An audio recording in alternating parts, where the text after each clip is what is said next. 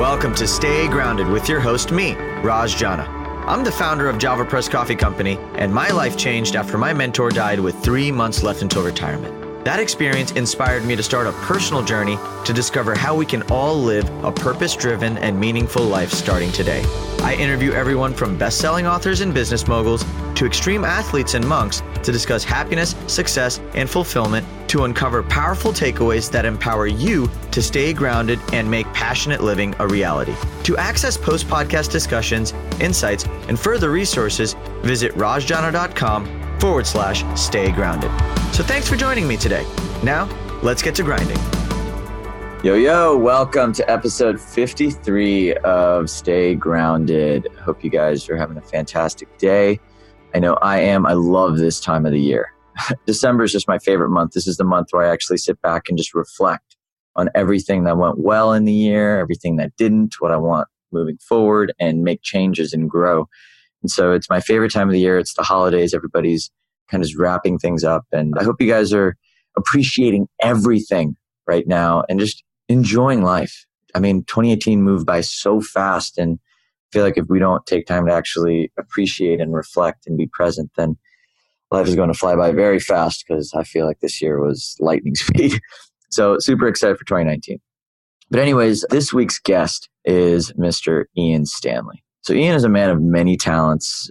He's a stand-up comedian. He's a filmmaker. He does everything. I mean, honestly, he's considered to be one of the best copywriters in the world. And to give you context, Ian has sold over $100 million worth of products online in the past few years. So he's a very seasoned entrepreneur with a very, very, very seasoned set of skills that he has used to create material success.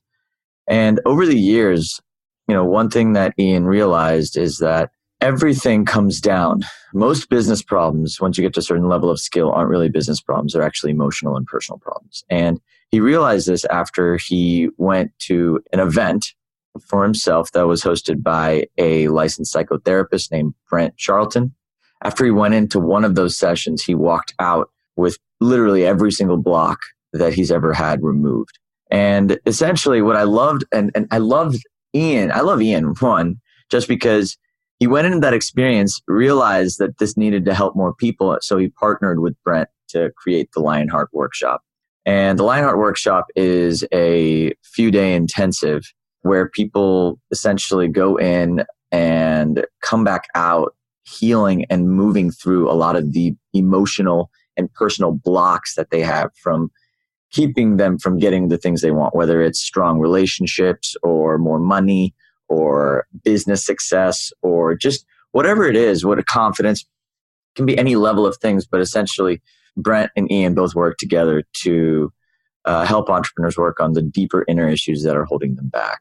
And so I love what Ian is up to today. And I had to have him on the show just because I've seen an incredible difference in just the way he personally maneuvers. I mean, I've known Ian for the past few years, and he used to be a very, very, very shrewd businessman who was all about skills, money. And then he went into this experience and he came back a whole new man. And so when I see entrepreneurs putting themselves through these levels of growth, it inspires me. And that was really what made me want to have Ian here. And we talk about everything from, the difference between awareness therapy and application therapy, which is what Lionheart is. The concept of your inner teen and what really motivates us, what fear, what emotions we feel when we're getting blocked and we can't actually go where we want to go. And I mean, we went down so many rabbit holes around building self-awareness, healing trauma, moving through pain, growing through growth, feeding the good wolf and the bad wolf, and sometimes when you need to feed both. And there was so much fruit that came from this one conversation with Ian that I'm just so excited for you guys to experience. And if you guys are interested in Lionheart, you can check out the website, what they're all about, lionheartworkshop.com. But all in all, this episode was chock full of so many insights that are purely there for no other reason than to explore how we can all move past the emotional and personal problems to actually create the realities that we want in our lives. I mean, I've realized this along the way.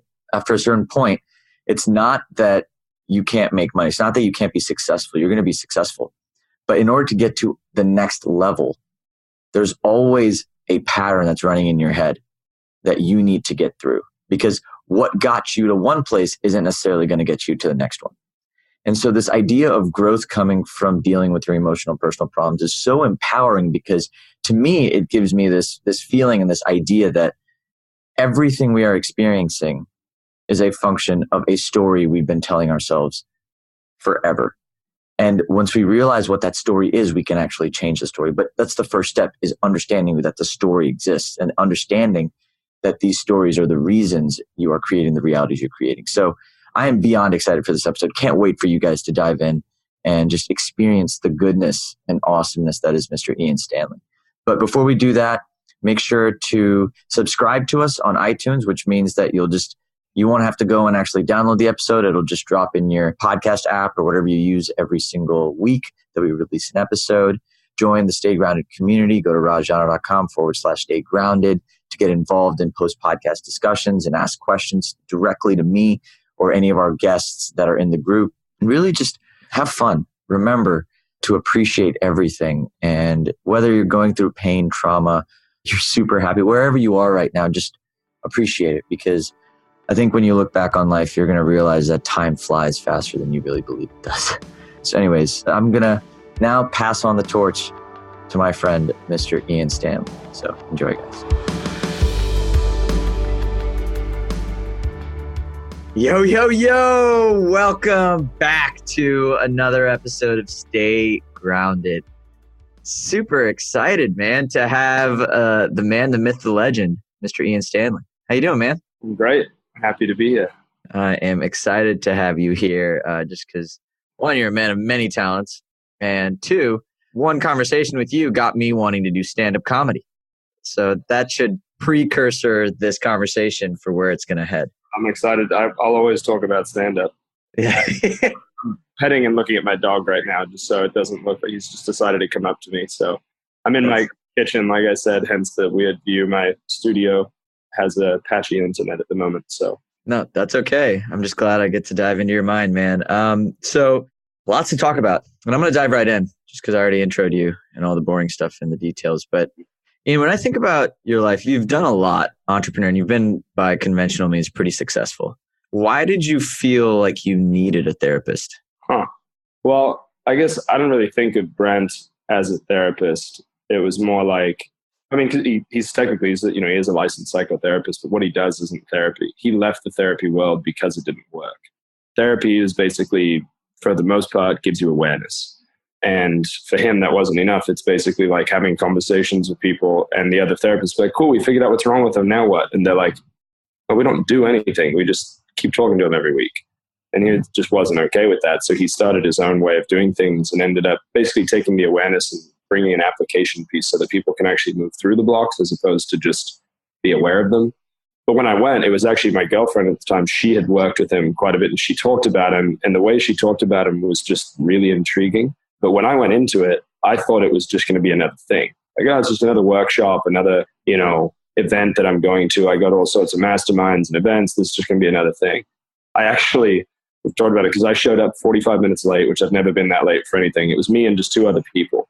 He almost was like just going to not let me in.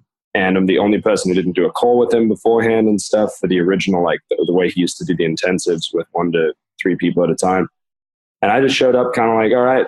And then within 3 hours, I was like, holy shit, my life's not going to be the same. It was just like how, and then I was angry the first night. I'm like, why didn't I know this? How is this not taught in schools? Like his whole core issues matrix and stuff. And so it wasn't so much of therapy, but sort of at that point, seeing how I could go further or whatever it might be. But there were also certain things at that time, like I was really tired.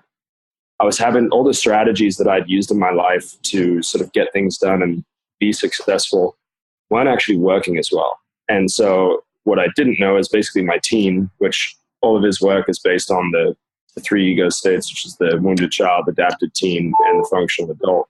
And so my team was basically running my businesses, and I was working more than I'd ever worked. I've never worked really more than 2 or 3 hours a day. It's about my max. And I was working way more than that. And I was trying to get up at 6 a.m. like I always had done. I was trying to just like, oh, let's work out of it. It's still the shit, like be really rigid. And it just wasn't working anymore. And basically my teenager was running my life, and he maxed out. And that's what happens to a lot of entrepreneurs is they're at the, they keep on using the strategies that used to work, stop working. So that's kind of where I was at. And then also the first mastermind I ever went to, John Carlton, copywriting legend, was like, yeah, you need a therapist. And I was like, okay, John. And then the second mastermind I went to, Tucker Max, was there and he was like, yeah, you need to get a therapist. And I was like, yeah.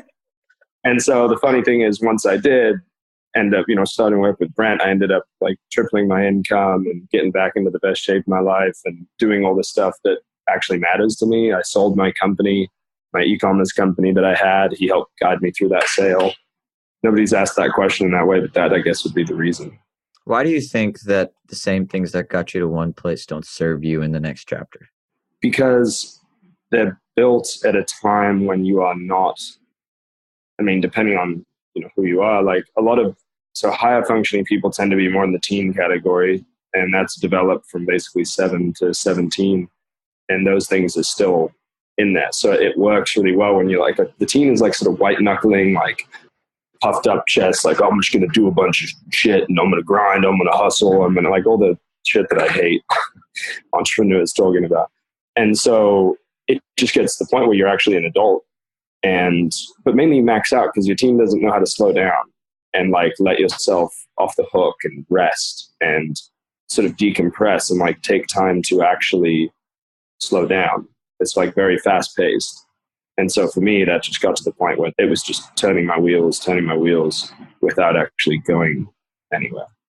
Now, the awareness of that problem in the first place, when did you start to become more self-aware in a sense of issues like these? Because most people, if something's always work, if it ain't broke, don't fix it. And one, and two, fixing it, I'm just going to keep doing what I've always done. So it's almost like this self-feeding loop until you get off the hamster wheel.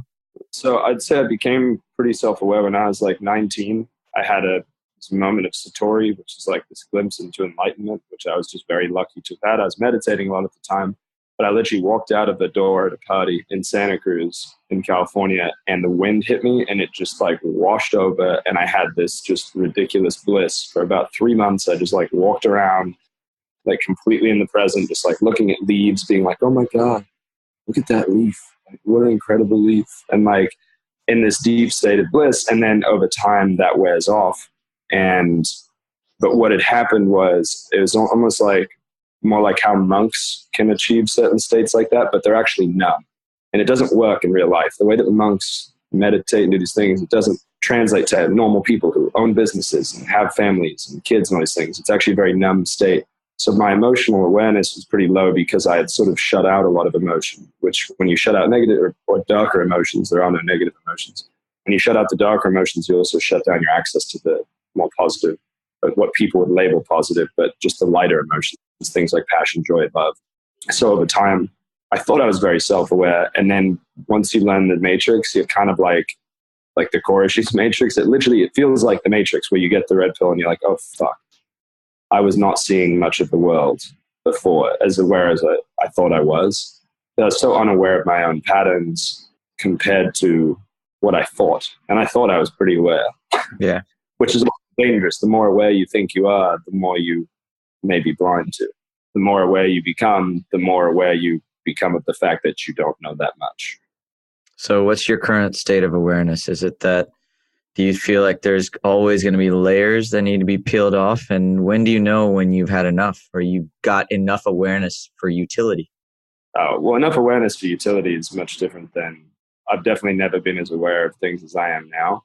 And there's still blocks that I'm unaware of. Like the work never stops. The idea that the work will be done one day is a very broken idea that's not even slightly true. It doesn't matter who you are. The work is always there. It's just the degree of triggering and emotional spikiness and like non-functional things that come from those like beliefs and patterns changes. So you're in a much more functional space, and the changes that, the blocks that you deal with, instead of it being like, oh, I shut down every time, like when I get close to someone in a relationship, I pull away, and it's like making it impossible for you to stay in a relationship. It's stuff like, one of the big blocks that I worked through like a month ago was about really easy money. So I realized that like I've had a pretty good relationship to money. Like I teach how to get easy money. Like that's part of my thing, is like how to not work very much and still make a lot. But I didn't realize that I had this block around really easy money, like using affiliates to sell stuff, and basically stuff that would take like an hour a week and add tens of thousands a month to my income. And I thought that I was better than that. So my team thought he was better than that, like better than using like affiliates that sold shitty products and stuff. And so after working through that block, like all this money's opened up, but that's like a much higher function. Like that's the stuff I work on now. Whereas before it would be like, I'm falling asleep when I'm trying to film videos. That's the degree of shit that was happening to me. Like I was trying to film videos for my water company and I literally would pass out. Like before we'd go film, I'd invite my camera guy over. I'm like, yeah, I just got to chill in the hammock for like 10 minutes. And I'd fall asleep and send him home half the time because I so badly wanted to be perfect on camera that it was physically shutting me down. So like, it's just degrees of function, I guess, at this point, like where the awareness comes in. Like the awareness is of much more finite things, whereas before it was just blocked to things that you're not even slightly aware of. So do you still have use for those teen states or those old states, or as you're evolving yourself, do sort of your old identities also sort of fall by the wayside? When you actually do a correction and you get rid of a block, like it's gone. Sounds really crazy, and I wouldn't believe it if I hadn't done it so many times now. But the teen comes up. Like even if you're in an incredibly like aware place and you're functioning in the adult space, 40 or 50% of the time, you're in a great spot. So my teen still perks up. My child wasn't too active. Like my teen was very active, but it's not as functional as the functional adult. People have this sort of like idea when they learn about the child and the teen, like the teen is like who can just push through everything and like keep going and work till midnight and do all that shit. And it's actually not as functional. It's just for short periods of time it works until it doesn't. I wouldn't say that I find my teen very useful anymore. I just can notice when he's coming up. Like I'll be lifting weights and it's, all right, yeah, my knee's starting to hurt. Well, let's keep pushing. I said I'd finish this. No, it's like, well, what would, Ian in a year want me to do? He'd want you to stop and lift again tomorrow instead of getting injured. I used to get injured a lot because I would just push super hard. And so for periods of time that worked really well. I'd get in super great shape and then injury. I couldn't step outside and say, actually, that's dumb. And not dumb because that's shaming your team, but like, hey, actually, like, let's slow down. Realistically, it's much better to lift again tomorrow and the next day and the next day than being injured for the next 6 weeks because you said you would do something. Yeah. When your old identities come up, how much of that is based on fear? It's a pretty broad question. I mean, and to say old identities, they're not, it's still part of you. Like your child, inside of you, like they're still there. Fear, it depends on the person. Everybody has different emotional, like there are only 8 core emotions. You've got shame, guilt, pain, fear, and then you've got joy, passion, and love. So everything else, like frustration, annoyance, those are all just different words for anger, but those are the 8 core emotions are there. And fear is definitely a big one that I think dominates a lot of people's lives. The easiest way to describe the child and the teen is inside every person is a part of us that's scared and a part of us that's trying to protect the part of us that's scared. Yeah. And part of us that's scared is the child, and the teen comes in to protect the child, basically.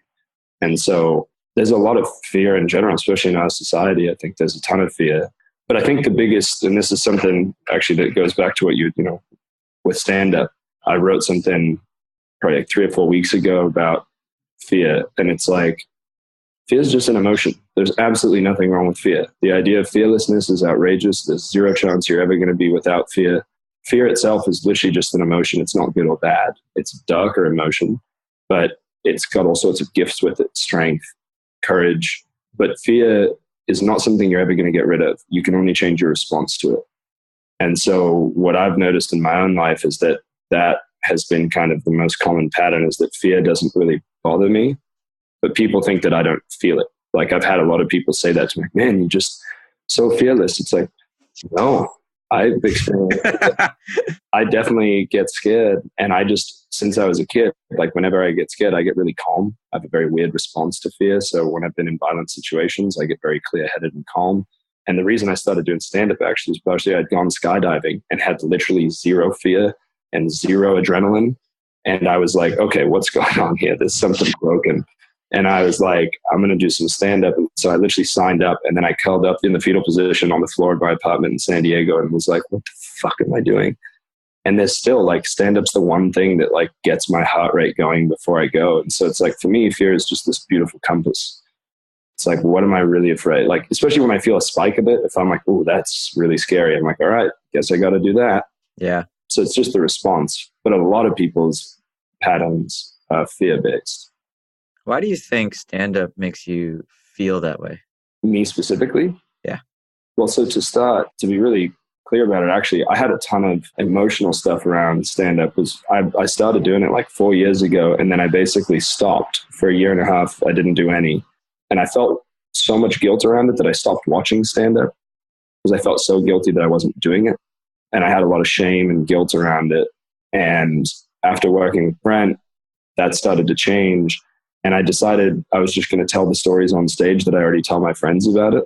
Some of my lines on stage, one of the first things I say is like, there's nothing worse you can be in stand-up than an in-shape, reasonably good-looking white guy. There's nothing funny about healthy white people. And then it's like, and then I talk about, I'm like, most chubby guys would look at me and be like, oh, I wouldn't mind looking like him. And I'm like, when I see a chubby guy, I'm like, man, I want that comedy bod. Like, that is such a sick comedy bod. And I started just owning my own realities of this. Like, and it's actually the same as copywriting. It's entering the conversation in their head. So it's like people have all these snap judgments of who they think you are the second they see you. And people that, I don't look like a person who would do stand-up. And like, you can't be white and in shape. It's just like, it's not allowed. You can be any other and in shape for stand-up, and it's fine. But if you're white and in shape, like, really, hey, fuck you. And so I kind of deal with that, but the fears change, but I do still get that adrenaline leading up to it. And I think the original reason is because there's nothing else you have to learn and just publicly be willing to fail to do it. Like, as a writer, you can write something, it can suck, and you don't release it. When it's stand up, like, you go out there and you are exposed. You are completely exposed in front of these people. And you're also like, at least for me, since I do more storytelling, like, what you've decided is you basically go, hey, you remember that embarrassing story that I never thought I'd tell a single human being? I'm going to go tell that in front of a room of strangers. Like, the easiest way to do stand-up is to just take the most embarrassing moments of your life and just put them on public display. But it's really, the reason it's been so much fear for me is because it's what I think I'm supposed to do with my life. And I think there's no greater fear than becoming who you are. And that's who I am. Like, literally, the correction I'm working on right now is with my child, which is, what if this all works? What if I actually succeed at all these things? And so it goes back, and I just wrote it out, and it's like, it goes back to the fact that, like, when I was in 4th grade, I was the only kid in my school with a 4.0. I was the fastest kid in the school. I was the best athlete. And my friends started making fun of me. They called me 4.0 with no common sense. And I remember going home to my mom and being like, hey, Mom, do I not have any common sense? Like, what's the deal here? And she actually told me the story of me being on a cruise with them. And I was like 7. And she was like, well, no, you were with Marshall and you guys couldn't find us. But you were like, you know what? I know how to find them if we go back to the room first, because I could find them from there. And she told me the story, and I was like, I always use that to validate it. And she was like, they're saying that because they're jealous of you and they're angry. But the thing is so there's still this thing inside me of like, well, if I go succeed, kids, people are going to be mean to me because they're angry and feel bad about themselves because I'm doing well. And things always came easy for me. Like, I don't say any of this out of arrogance. Like, this has been my biggest block, is the fact that everything in my life came pretty easily. I was, a very good athlete. And then I had all the pressure around tennis, supposed to win Wimbledon from age 3 and all that shit. And, I won a national championship in college, but I fucking hated every second of it. And so it's, the biggest fear still goes down to that of basically being shamed for being good at stuff. So it still goes back to that of like, well, what if I am a famous comedian and my life continues to get better and better? Like, it's already pretty remarkable, to be honest. It's like, well, what if it keeps getting better? It's like, well, how will other people react? It has nothing to do with me. If people get angry at me or they feel offended by my success, it has nothing to do with me. But I can logically understand that, like, as an adult. But if my child or my teen believes otherwise, it doesn't matter, because that shit's so deeply rooted. So thanks for sharing that, by the way. You say to yourself, I have a pretty good life. I've got a great life. Like by conventional means, you're doing pretty well, right? When someone's in that situation or that environment, why would people want to put themselves through pain of growth or why, like experiencing that, right? Like that's not a comfortable feeling. Mm-mm. So, what's the point and what's the purpose behind putting yourself through pain like that? Well, pain is typically linked to growth. I mean, there's not a lot of growth without some form of pain, whether it's low grade or whatever it is. But actually, back to the thing that I wrote before, is that what I literally started the post with was fear is not a reason not to do things. Yeah. And the reason I wrote it was actually because somebody was going to come to Lionheart and they'd been like on the fence. And this is a very successful person who's done a lot. Like, I mean, we're talking like, 9-figure CEO and like done all this shit. And I'm like, what is going on? And it's fear of finding out that there's stuff that they don't know exists. And so I think for a lot of people, they don't do this work because it's scary until they meet enough people who've gone and they're like, okay, yeah, I guess I got to go. But some people aren't used to discomfort. And it's like, for me, my motto has been like, when you get comfortable with discomfort itself disappears. Yeah. I think that most people's fear response is to shut off. That's a human reaction. I mean, literally there's flight, fight, or freeze, and most people freeze and very few people fight. I mean, we're talking about a percent of the population who actually has an ingrained fear response of dealing with fear. And so what it is partially you're not aware of what you're not aware of. Yeah. So you don't know what's possible until you start to feel it. And I would have told you a year and a half ago that I was like real happy and my life was really great. And like on the outside, it was great. But until I worked through this stuff, like I couldn't even have known that there was this level of contentment and fulfillment.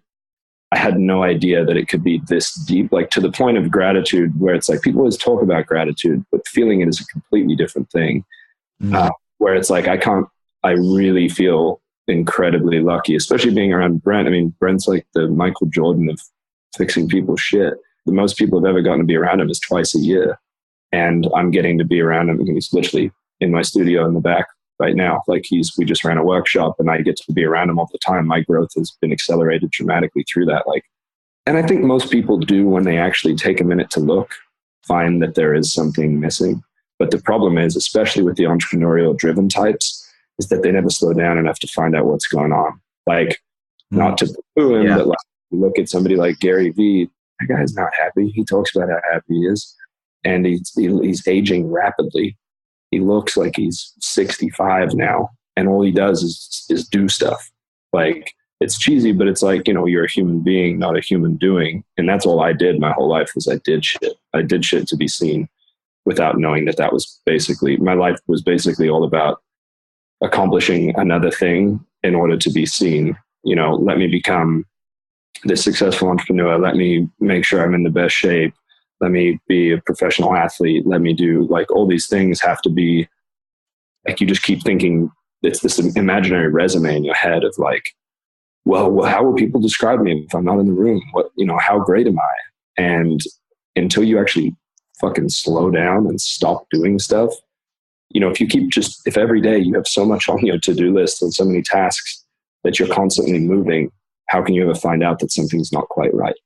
The biggest thing is this validation box, that people, phones, yeah. It's this thing that there's so much dopamine release happening every time you check something, and there's these little validations of oh, I got this many likes, this many followers, all these things. And so even the times when nothing's going on, suddenly somebody's bored and they're on their phone the whole time trying to, I'll do it because sometimes I find myself looking at my phone when nothing's going on. And I literally sort of as a joke will say to my phone, make me feel better. This is what people are literally thinking when they're looking at their phone. They're saying, hey, make me feel better. There's not enough happening right now. Please give me an app to open or a thing to click to make me release some dopamine so that I can feel a little better. And so it's whenever I say that, it's which wolf am I feeding right now? It's it's the bad wolf. I'm putting my phone down. So that's a little rant on that. But yeah, I mean, I think people are so distracted that they're unaware of how they actually feel. Tell me about your tattoo, actually. Feed the wolf. You brought that up. Yeah. Wolf, you want to say present? He's sitting right here. Hey, bud. Yeah, I'm gonna have to just pull my camera down. Hey, buddy. Come here. So for everyone listening via audio, we're looking at Buddy, this is Poseidon. The Brad Pitt of dogs. Brad Pitt of dogs. I can vouch for it. Yeah, I mean, well, the shorter story is that little guy was supposed to die when he was, I know this is going to get emotional when I'm having to tell the story with him right here, but like 3 days after I got him, this is the shorter version of the story. Basically, he went to the hospital, or I had to take him into the vet. He couldn't stand up. He couldn't walk. He hadn't eaten. And so I took him into the vet. They gave him a blood transfusion. He was 3 pounds at the time. He was a 3-pound husky. They gave him a blood transfusion. And then when I got back to the vet, they said he had about a 20% chance of living. And he was all wrapped up in a blanket. He couldn't open his eyes. He couldn't see. He had a little thing injected into his body, and they said I got to take him to the hospital. So my friend drove, and I held him in my arms, hoping he wasn't going to die on the way. I got to the animal hospital, and the first thing that I heard when I got in there was the woman on the phone saying, "How would you like me to deliver his ashes?" Oh my God! Oh, Jesus Christ! That's the last thing I want to hear when I got this dying puppy in my arms. So over the next few days, he was in there. He still hadn't eaten anything, and they were doing all these tests. They couldn't figure out what had happened or what was going on. And he just kept getting smaller. He was 2 pounds. And then I came in one day and I was going in every day. And then he looked bigger, and I was like, "Oh, he's bigger. Is he gaining weight? Is he they're like, no, that's edema. It's swelling in his brain and in his body. There's all fluid buildup." After 4 more days, 7 days in, he ate a bite of chicken, whole chicken.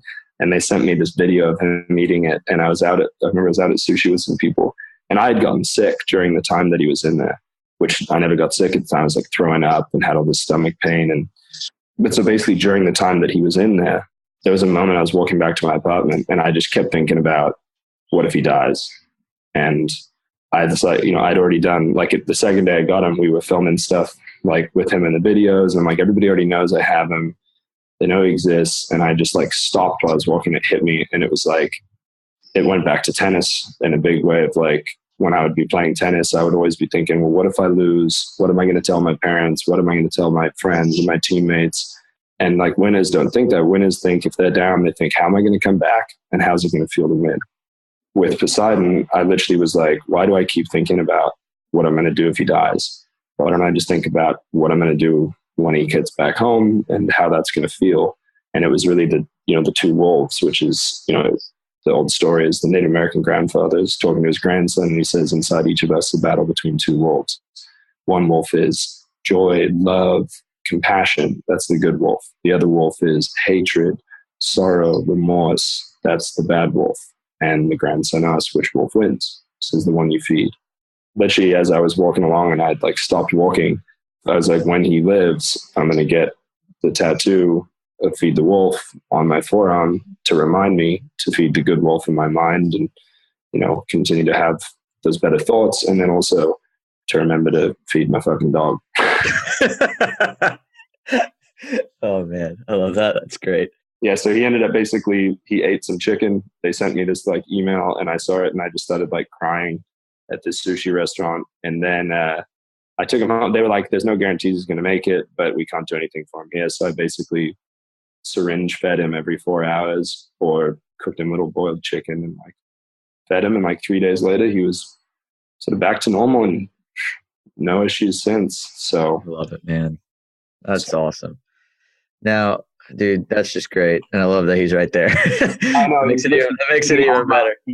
Now, I love the Feed the Wolf. One thing is just an amazing concept in general. Now, when you take that idea, though, of feeding one of the wolves, and then you have other emotions that weren't captured in the wolves, whether it's pain, forgiveness, acceptance, suffering, these things that we might actually need to experience to grow. How do you sort of view those emotions when you've got a binary system of sort of processing? That's a really good question. And it's something that I've delved into for a while, because I'd actually started writing a book called Feed the Wolf before I went to Brent. And then I realized how much of it was basically teen based.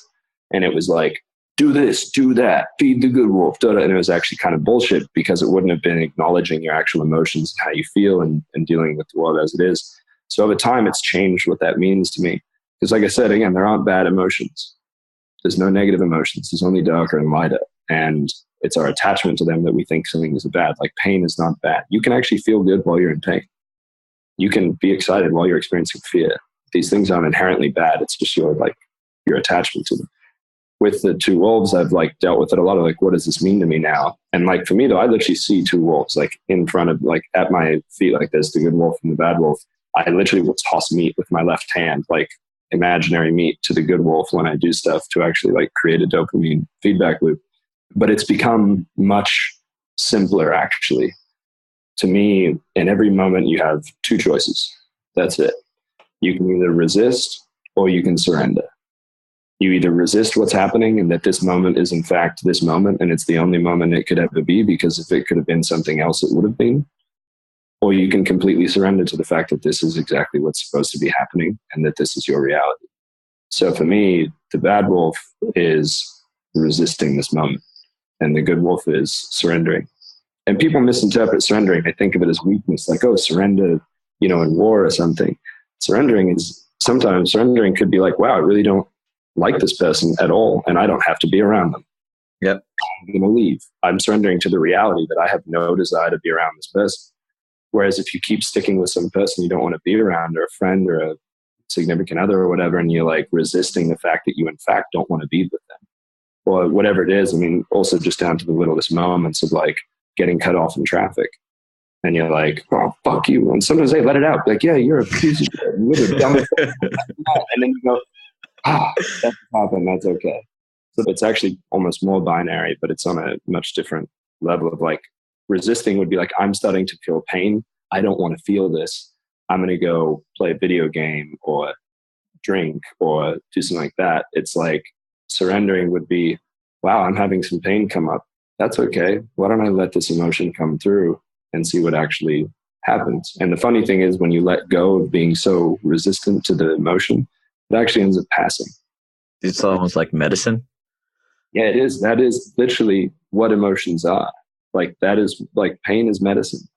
It's healing. Like when you're crying you can cry out of joy. Like it's medicine. It's like it's a release. It's a way of your body physically allowing certain things to pass through. And the reason why people get so fucked up and sick and screwed up is because they literally store all these emotions in their body because they're not letting them go. They're so attached to them and they're so like, or they're shoving them down. That's what I did. I basically only experienced joy and some passion and love, and like had shut off pain completely after, because I got mugged when I was 15. That was like my big defining moment. So it's like I shut off that completely because I didn't want to ever feel pain. And then fear was something I just had to go and kill it. And like, and anger wasn't okay because I was always angry on the tennis court. So then it's like, well, I don't ever get angry off the court. And so if I'm angry, I'm a bad person. And it's like, no, none of those things are bad.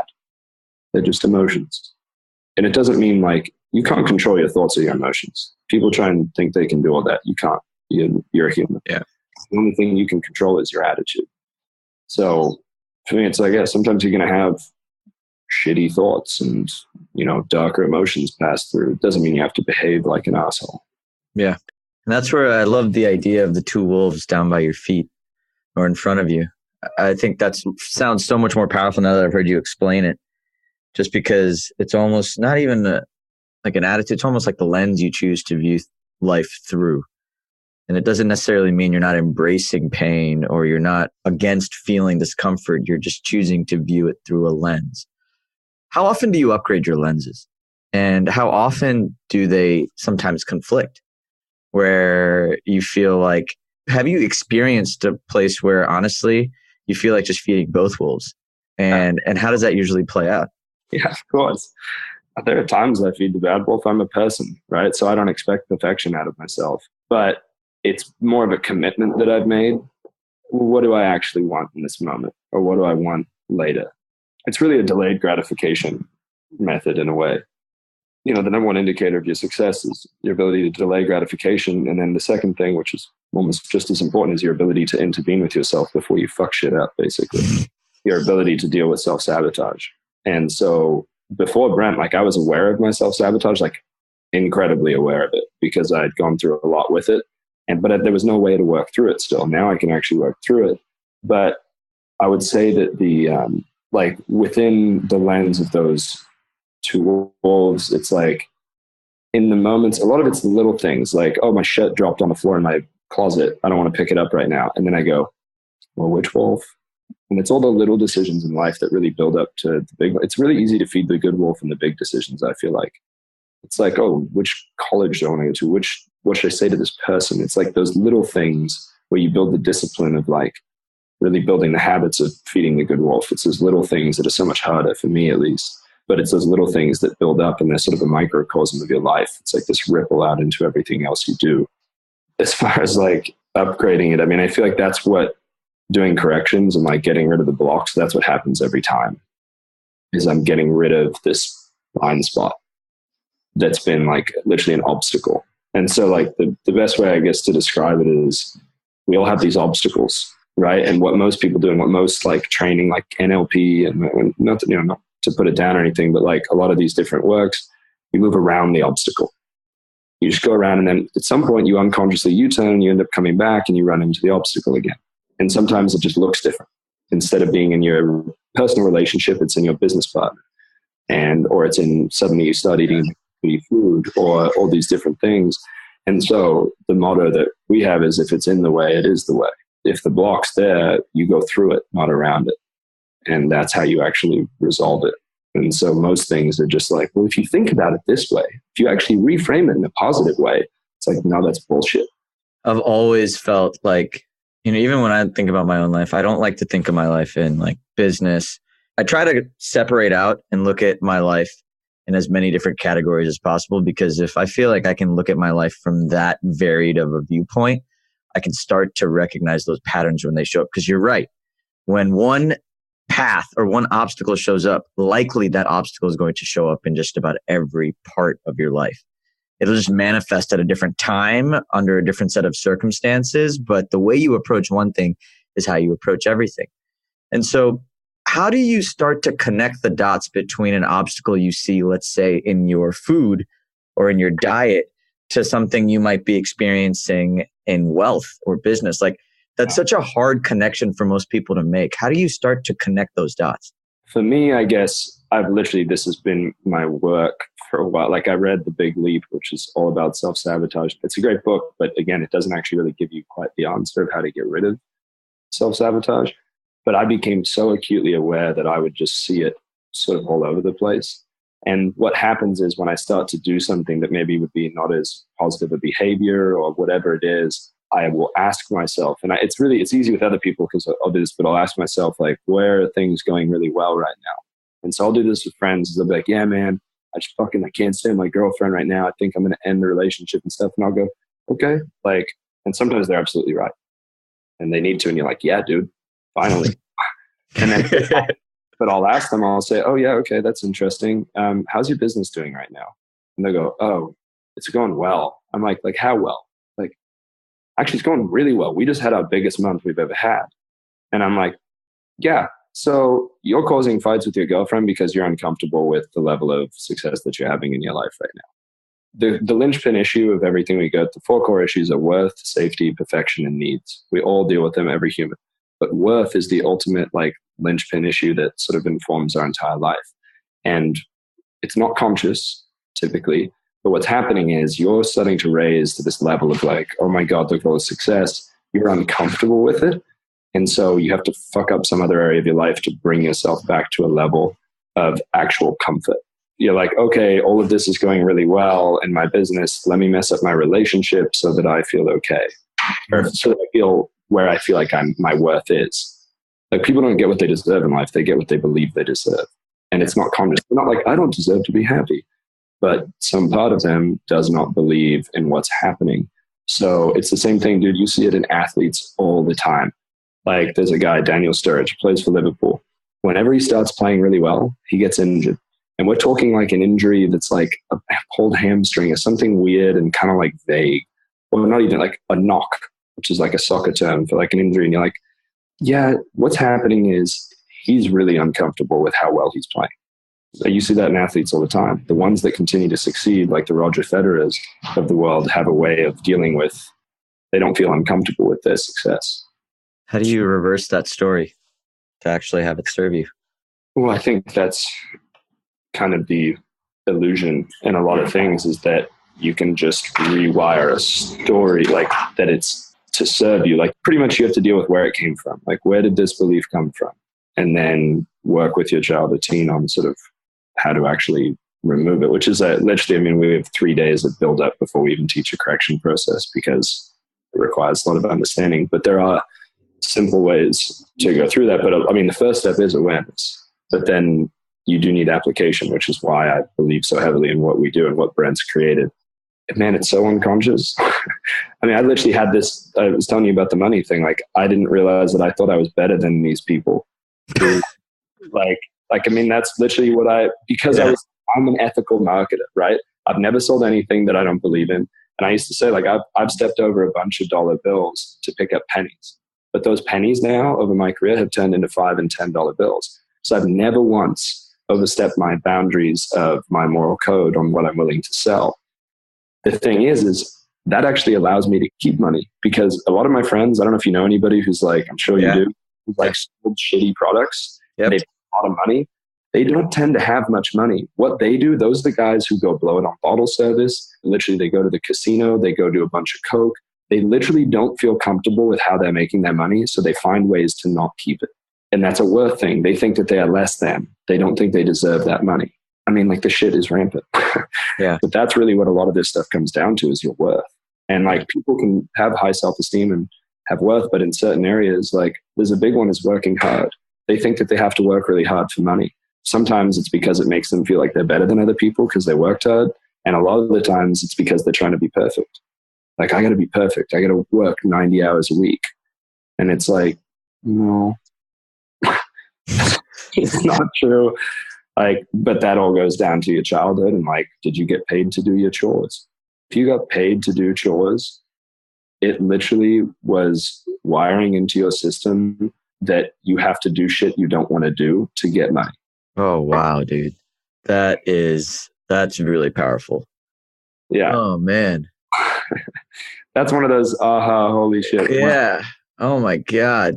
It's almost, I'm a big survival theorist. I think that anything we do now is it's been done 60,000 years ago. And I think that we've evolved as human beings a lot slower than our brains probably have. And what's really cool is I'm starting to see patterns with that same theory, but from almost a child standpoint. It's like, you don't have to go 60,000 years back. You can just go back to where you were anywhere from 0 to 6 years old, explore those experiences, those realities, and you can probably find every piece of emotional pain that's been blocking and holding you back, just hidden somewhere in there.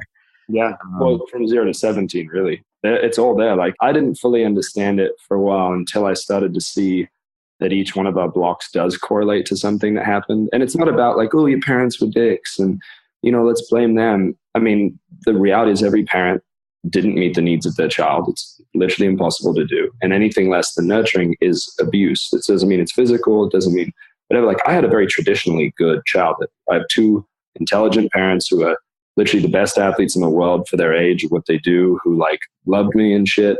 But there was a lot of pressure, and the pressure was my abuse. And some kids got the shit beat out of them with a spoon, and now they have eating issues because of that. Like, there's all these little crazy things. But so it's been fascinating around money too, because I was the one who realized the chore thing, which normally Brent's the one who's going to have the brilliant ideas. But it's like, I've been looking at like, because we just released the money thing. I've been like really just super into it and like really curious about it all, and looking back at like why I've had a pretty good relationship to money. I was sitting with a guy who, and I know this is a bit of a tangent, but it's pretty interesting. So I can tell it, but it's like my friend was there who he lived on a farm. His dad was a farmer. And he started working at 12, like working hard at 12. I was like, man, at 12, I started stringing tennis rackets and I got paid $25 a racket. Most people could do it in 30 minutes. I got to the point where I could do a racket in 16 minutes. But realistically, I could do 2 in an hour. So at 12 years old, I could make $50 an hour. And so I immediately learned at a young age that time had nothing to do with money. Yep. And I could just make it. Then I realized I'm like, all these kids were doing lemonade stands and shit, right? So we would do them, and most kids would make like $15 to $20 at a lemonade stand. What I did is, first off, I would run into the backyard of our neighbors across the ravine who had a massive lemon patch with like 2 Rottweilers that were there to eat the people that went in. I would be the one. I literally remember going in, stealing lemons, getting chased by 2 Rottweilers, sprinting and jumping a fence with these fucking lemons. And like, cause I'm like, we're not going to go pay for lemons, you know? And so we'd make lemonade and shit. And then my grandma would make cookies, and I would go get all the golf balls off the golf course. I'd go into the lake, I'd go into the bushes, and I'd get all the golf balls and shit. And so where everybody else was setting up their lemonade stand and making 15 to 20 bucks, I set mine up with my buddy on the edge of the golf course and on a street. And so we would sell lemonade and cookies. So I'd upsell them into the cookies. And then I would give them the golf balls. I would charge them for the golf balls that they probably lost earlier. And I'd be like, look, man, let's be honest, you're probably going to miss a couple more shots. Oh my God. I mean, so like, but we made $63 that day, I remember. So, but it's really weird because I never thought of those as like defining moments that are changing my relationship to money. And now I'm looking at it going, I literally learned how to create a higher average order value when I was like 10. And like, I had this relationship to money that's been different. And so, and then I have my own stuff around it, absolutely, like that I'm still working through. But it's really interesting looking at how pretty much everything that's going on comes from some sort of event. It's amazing. And the clarity you get when you make those aha connections is like mind blowing, because it connects to every single thing you do. And it's just like overbearing, the amount of awareness you get when you make even one distinction. So I want to talk about Lionheart now. Tell me about the event, because this sounds amazing. If you were not this clear when I met you like a year ago, you were just an asshole, to be honest. And now you're just a really woke asshole. And so, tell me more about Lionheart. Fill me in on the Cliff Note version and who it's for and how we get involved. Well, it's really funny that you say that, because we literally have testimonials of people at the workshop who are like, yeah, I used to just think Ian was this douche bro, and I really like him. And like literally that was like a word for word thing. And then like, and I actually like, I really enjoyed being around him. I did not know he was like this. And it's like, well, I actually wasn't like this. I was dealing with all my own shit that I wasn't even aware of. And so we have multiple people. This guy's like, yeah, when I met Ian, I just thought he was kind of like closed off and hot shit and whatever. And now I'm like, I really like being around him. Like I enjoy it. And I don't say that again, like now to be like, oh, I'm great. It's just really funny because a lot of people had the same experience you did. And so, yeah, things have changed dramatically, man. It's funny. But so, I mean, basically the way that the actual workshops work is you come in, we have like a little process we go through at the beginning to sort of get the group feeling comfortable. Like it's a very important place to create a container where people feel like they can express themselves fully. And then I teach the second self, which is the meditation visualization process for basically accessing, almost it started as an alter ego, but it's basically this deeper part of yourself to get into a flow state. So I originally created it for writers and writer's block, and it ends up that it works to help set intentions for your day and people get these deep insights. And then we go through the core issues matrix, which is basically the child, teen, adult framework with the 4 core issues of worth, safety, perfection, needs. And then the second day, we go through basically the 8 core emotions and what those feelings mean and how they affect your life. And then we have this experiential exercise people do that really like, that's kind of a big moment of opening up for people. And people get shit with like, I can't even believe that that's so accurate and that it's like affecting my life. And then the third day is where we do boundaries and then we do corrections. And corrections are like the differentiating piece of why Brent's stuff, like Brent built a business, his coaching business, without literally, he's never spent a single dollar on advertising. And his wait list is out 7 months now. And it's $45,000 a year. It's because it works that well that people just share it. And corrections are the piece that like you take all this awareness and now you actually move the blocks out of the way. And so that's on day 3, but you literally need the buildup of understanding these other things in order to do it. Which is why we actually we've got the core course, which is like basically the workshop for at home coming out, I think at the end of this week, which whatever the date is now, it's like October 8th or 9th or whatever. That'll be out soon, which is exciting because not everybody has to travel to Austin to do it. Okay. Give me a link and we'll put it in the show notes and everything for everybody. Yeah, guys, if you guys obviously Well, I can vouch for just how much of an asshole Ian was and how much of one he's not now. So if that's proof enough, but if any of the concepts resonated with you on this episode, feel free to check it out. We'll get all the resources available. I'm actually really intrigued myself. Yeah, you should come out in December. Yeah. December 17th, next one. Come out here. I'm super intrigued. But Ian, dude, thank you so much for making the time, man. I've got one last question for you. And that is, in the midst of all of these transformations, realizations, ahas, and how much you still have yet to grow, how do you stay grounded?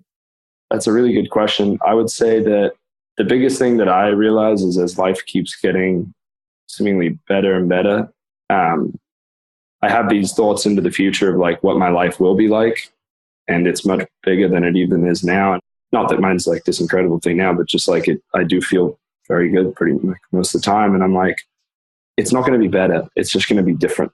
That's the biggest thing that keeps me here. And also the biggest thing about worth and that whole core issue is that when you're in the functional adult state, you're equal to, and you realize that all humans have inherently equal value and people are just expressing it in different ways. And really going through this, dude, and seeing people's shit basically and finding out that everybody has shit. I mean, we're talking about the guy with the $100 million a year business and the person making $2,000 a month and the person with the great wife and the person that's never, has nobody in their life. Like you realize that everybody has their own stuff and that it all came from things that are pretty much out of their control. It gives you a deep sense of empathy. Like when you see somebody being an asshole or they're being angry or they look super sad at these things, you realize that it's not their fault and that they're trying their best. Everybody is. And so knowing that I'm not better than anyone is probably one of the most, having that sort of firmly rooted feeling about people's worth and feeling like we're all equals is probably the biggest thing to make me realize. I had this realization that the greatest gift of being a human is the gift of imperfection. And God or the gods or the universe, whatever it is, they don't have that luxury of making mistakes. We do. So I relish in how many mistakes I get to make. Dude, I love that. And that's a perfect wrap to this week's episode of Stay Grounded. Ian, thanks so much, man, again, for just dropping the bombs, bringing Poseidon on the show, and in general, just sharing a very lighthearted view to this entire space that can be pretty deep, heavy, and emotional. So I appreciate that. Thanks, man. Fun, man. Yeah. So anyways, guys, that is a wrap for this week's episode of Stay Grounded. I am your host, Raj. This is your friend, Ian. And from us, stay grounded. Chat soon. Later on. Thanks for joining us today on this episode of Stay Grounded. I hope you found this interview helpful as you create your own ways to live an extraordinary life. For more resources and support, please visit www.rajjana.com/stay grounded to join the official Stay Grounded Facebook group, a place where aspiring life enthusiasts can connect and ignite passion for life together. My hope is that the positivity, content, resources, and support in this group will resonate with you on a deeper level. That what you hear in our podcast, read in our thoughtful posts, or learn in our courses will empower you to live with intention, uncover true purpose, and challenge the internal dialogues that stop you from being who you really want to be in your life. Again, thanks so much for joining us. Stay grounded.